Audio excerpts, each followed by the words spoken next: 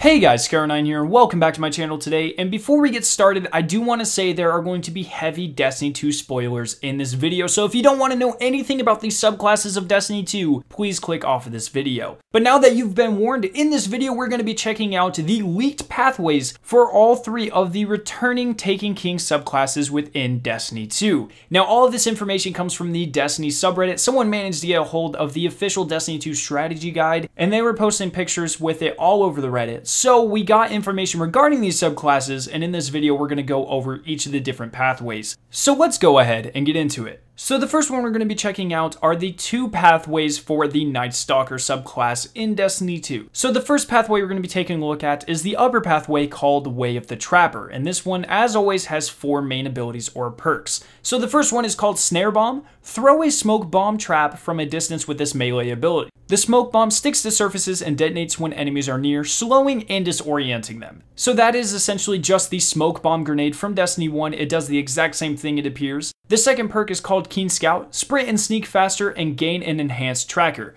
Tethered enemies are marked for easy tracking, so that's pretty easy as well. That's very similar to what it did in Destiny 1. The third perk is called Deadfall. The void anchors fired from Shadow Shot become traps and wait for prey. Void anchors have increased range and last longer. That's essentially just Anchor, I believe it was called in Destiny 1. It does the exact same thing, but now in Destiny 2, these traps will fire at a longer distance and trap even more enemies, which is pretty cool. And then the final perk for this one is called Vanishing Step. Dodging makes you vanish from sight for a short time. So essentially, whenever you use your Hunter ability to dodge, you will now turn invisible with the Night Stalker, which is pretty crazy. And I would just like to point out that obviously this one is very oriented towards PvP and Crucible play. You have the Smoke Bomb, you sprint and crouch faster, you can track enemies, you can set traps with your tethers, and you can go invisible. That sounds like an extremely deadly combination of perks, and I cannot wait to try it out. Then you also have the second pathway, which is called Way of the Pathfinder, and this one is obviously better in PvE. So the first perk is called Vanish in Smoke. Throw a smoke bomb explosive at a distance with this melee ability. The smoke bomb creates a cloud that makes you and nearby allies invisible. That's pretty standard. You have your invisibility grenades back in Destiny 2 if you use this pathway.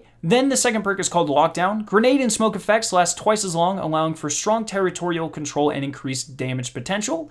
The third one is the really good perk for this subclass path. It is called Heart of the Pack. Killing tethered enemies creates orbs of lights and increased mobility, recovery, and resilience for you and nearby allies. So obviously with this perk, if you are consistently using your tethers, now you are creating more orbs, your teammates have increased health, get their health back faster, and can move a lot faster. So that is pretty cool. And then the final perk is essentially replacing Quiver from Destiny 1, except it is called Mobius Quiver, and this makes it so you can fire Shadow Shot multiple times in rapid succession. Shadow Shot deals massive damage against tethered enemies. So I'm not sure if you'll only be able to fire 3 in Destiny 2. It makes it sound like you'll be able to fire a couple more than that, but I do not want to make any promises. But that's pretty cool that it makes it so if you shoot a boss with a tether, then you continue to shoot them with tethers. Each arrow after the first one will do increased damage because the boss is already tethered. So that is a very cool perk. But those are the two subclasses for the Hunter. Now we're going to switch over and take a look at the Sunbreaker Titan. The first path is called Code of the Fireforged, and its first ability is called Hammer Strike. While sprinting, you use this melee ability to unleash a blazing hammer strike that weakens enemies. So this one sounds like a shoulder charge for the Hammer Titan. Then you have Tempered Metal. Solar ability kills grant you and nearby allies bonus movement and reload speed, so that's pretty cool. Then you have Battle Forged.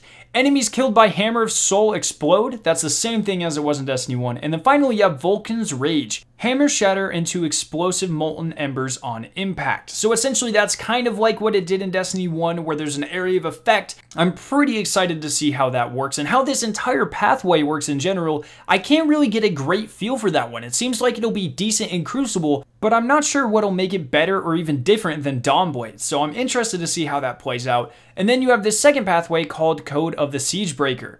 The first ability is called Mortar Blast. Strike an enemy with this melee ability to release a solar explosion, setting nearby enemies on fire. Then you have Sun Warrior. Solar ability kills restore your health. Grenade and melee ability kills leave a deadly sunspot in their wake. Then you have Rings of Fire. While standing in the sunspot, your solar abilities recharge faster and your super lasts longer. And then the final perk is called Solar Siege. Hammers create a sunspot on impact, and while standing in these sunspots, you throw hammers faster. So this one is very obviously the PvE one. You punch enemies, you throw hammers on the ground, you create the sunspots, which once again make you throw hammers faster, which is pretty cool. And you still get your health back on solar ability kills, so whenever you get a kill with your super, grenades, or melees, you will get some of your health back. But yeah, that's just essentially a pretty standard PvE subclass. Not much has changed since Destiny 1, which is interesting. But that's pretty much it for the Sunbreaker Titan, so let's go ahead and take a look at the Stormcaller Warlock and its first path, which is called Attunement of Ions. Its first perk is called Chain Lightning. Deliver an electrocuting arc melee strike at an extended range that chains from the struck target to another nearby enemy. So they essentially took the crazy range of Destiny 1 Stormcallers and combined them with arc bolt grenades, which seems like a really interesting move to me. I'm very interested to see how that plays out. Then you have Transcendence. When cast with full grenade and melee energy, Storm Trance lasts longer and fully restores health. That was a standard perk in Destiny 1, so everyone should be familiar with that. Then you have Arc Web. Enemies damaged by your grenades chain deadly lightning to nearby enemies. I believe that was also a perk in Destiny 1. And then finally you have Ionic Blink. Press the sprint button to teleport during Storm Trance. So once again, this seems like a very standard Crucible-oriented subclass.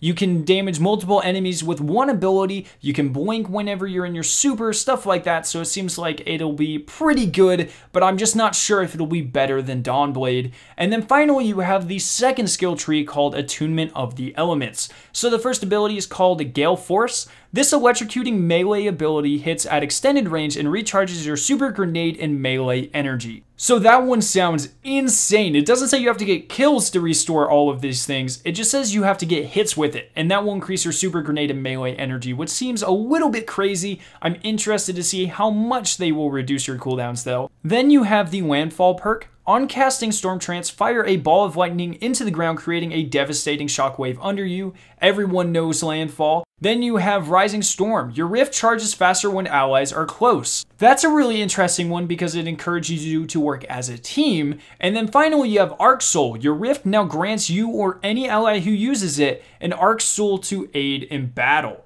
Now, I'm going to be completely honest. I have no idea what that means. What the heck is an Arc Soul? Is it going to be like an NPC that spawns and helps you fight? Is it going to be like an overshield or something? Leave your thoughts and opinions on that down in the comment section below. Like I said, it just says, your rift now grants you or any ally who uses it an Arc Soul to aid in battle. I have no idea what that means. I couldn't even begin to speculate on what that might be in the finished game. It's weird that all of these perks seem to be staying very similar to how they are in Destiny 1, and then they throw something random like that out. So I'm really interested to see how that plays out. But those are all 6 of the new subclass paths that we now know of for the Taken King subclasses. Let me know what you think about all of them down in the comment section below. I hope you guys did enjoy this video. If you did, make sure to leave a like rating and to share it with your friends. If you're interested in watching either of the 2 videos on screen, you can click their respective annotations to be taken to them. If you're brand new to my channel, make sure to hit the giant version of my logo to be subscribed for more awesome Destiny 2 videos and live streams. Thank you guys so much for watching today, and I will see you in my next video.